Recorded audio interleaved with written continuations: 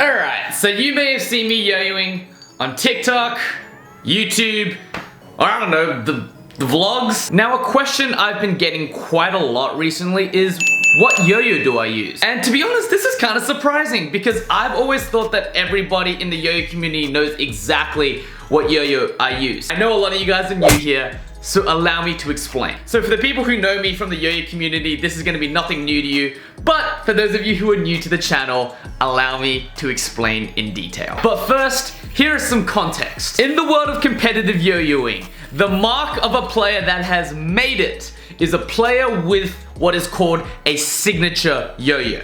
Now, in our small yo-yo world, getting a signature yo-yo is a really big deal.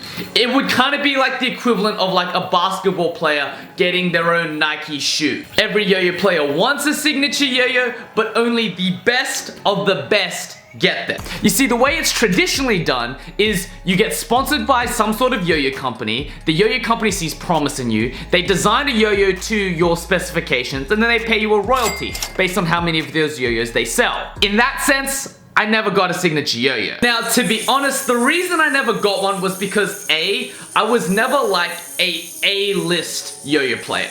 I was kind of like your C-list yo-yo player. And the yo-yos that I wanted to make were really extreme. So long story short, I wasn't that good a yo-yo player, and the designs I wanted to make were gonna be really expensive to design. I didn't get my own signature yo-yo, so heck, I made my own freaking yo-yo company and designed it myself. Not gonna lie, the yo-yo companies that said designing this yo-yo would be difficult were totally right. I've told this story before, but long story short, we made like 5 prototypes for the first iteration of this, and then we made an extra 3 prototypes for the version that you see now. And to be honest, the amount we sold barely even covered all of those costs. But to be honest, I didn't really care. At the end of it, I had my signature yo-yo. Nobody was gonna take that away from me. If you guys wanna know what yo-yo I use, my competition yo-yo is called the Outlier 2. The reason I use it is because it's really flared out and catchable. It has these massive stainless steel weight rings to make sure that the yo-yo is stable as hell.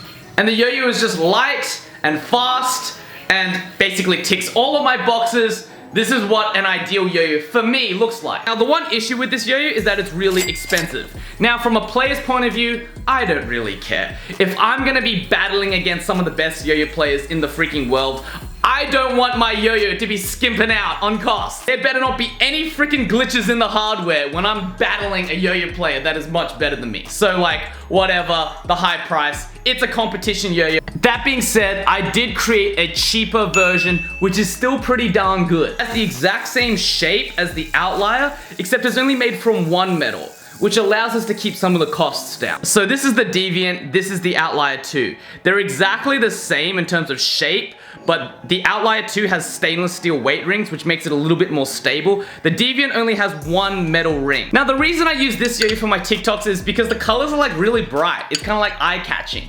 And to be honest with you, the Deviant is pretty darn good. Like, the Outlier is what I would still use in a competition, but like, if I really had to, I could totally use the Deviant and like kick people's ass. Like, if I really wanted to, I probably would. So if you see me using the Deviant in competition, don't be surprised. They're very, very similar. I prefer the Outlier just a little bit more because it's slightly more stable, but hey, it's a personal preference thing. And finally, there is the Variant. This is the plastic version of the Deviant, or the plastic version of the Outlier 2. If you're a beginner yo-yo player, this is where I would start. This is the cheapest of the 3, and this is probably the most suitable for beginners. I do want you guys to know that this yo-yo is 100% dead unresponsive.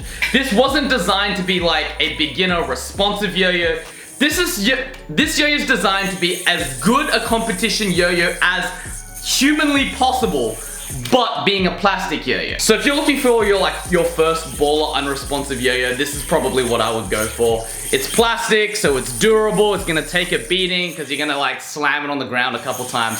It's 100% unresponsive, so you can do all of the crazy tricks. And yeah, it's designed with the Outlier 2, the Deviant shape in mind, so these are the 3 yo-yos I use. Like, so if you really think about it, my yo-yo choice is very, very simple. I've got this one shape that I really, really like to use, and then I just made one with one metal, and then I just made one with a plastic body, And that's basically it. These are the 3 yo-yos that I'll use. And when you guys see me in the vlogs practicing, I'll probably be using one of these 3. I'll occasionally use a different yo-yo here and there just to spice things up. But that's essentially it. These yo-yos are available on offsetyoyo.com. Sort of, kinda. They're available for pre-order. To be perfectly honest with you guys, I did not expect to go viral.